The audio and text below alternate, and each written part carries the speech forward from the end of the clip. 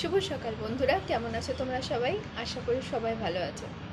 আচ্ছা, আমাদের জীবনে যখন কোনো খারাপ মানুষ আসে, তো আমরা তাকে আমরা বলি না যে তার সে আমার জীবনে এরকমটা আসার জন্য, বা তার সাথে পরিচয় হওয়ার পর আমার জীবনে এই ক্ষতি হয়ে গেছে, আমার জীবনে এই লোকসান হয়ে গেছে। আর যখন ভালো মানুষ আসে, তখন কোনো ভালো মানুষের সাথে পরিচয় হয়, তখন আমরা এটাও বলে থাকি যে না, ভাগ্যিস তার সাথে পরিচয় হয়েছিল, তবেই তো আমরা এত কিছু শিখতে পারি।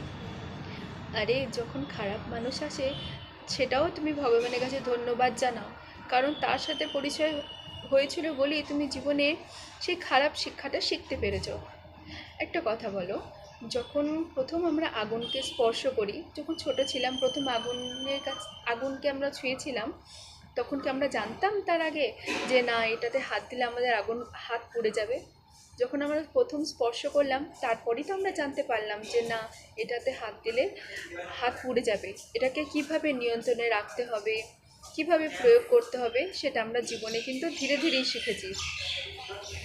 আর সেরকমভাবেই খারাপ মানুষের হাতে যখন পরিচয় হয়, বা কোনো খারাপ অভিজ্ঞতা আমরা তাদের কাছ থেকে পাই, তখন সেটা আমাদের ধন্যবাদ জানানো উচিত ভগবানকে, যে এই খারাপ শিক্ষাও কিন্তু জীবনে প্রয়োজন, তবেই তুমি জীবনে এগিয়ে যেতে পারবে। জীবনে চলার পথে সবসময় যে তোমার সাথে ভালো হবে, তোমার সাথে ভালো জিনিসটা ঘটবে, তার কোনো কিন্তু মানে নেই।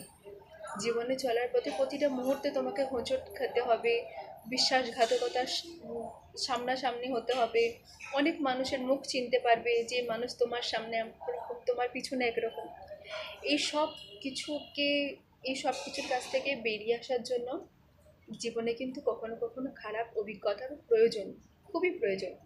তাই যখন কোনো খারাপ মানুষের সাথে পরিচয় হবে, বা তার কাছ থেকে কোনো খারাপ অভিজ্ঞতা তুমি পাবে, তখন ভগবানের কাছে কিছু কিন্তু ধন্যবাদ জানিও, কারণ তার জন্যই তুমি জীবনে আসল শিক্ষাটা শিখতে পেরেছো। কারণ বাস্তব জীবন কিন্তু সহজ নয়।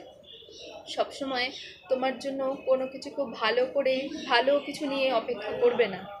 জীবনের প্রতিটা মুহূর্তে তোমার জন্য কি অপেক্ষা করছে, একমাত্র সেই মুহূর্তে তুমি যখন যাবে তখনই বুঝতে পারবে। রাধে রাধে।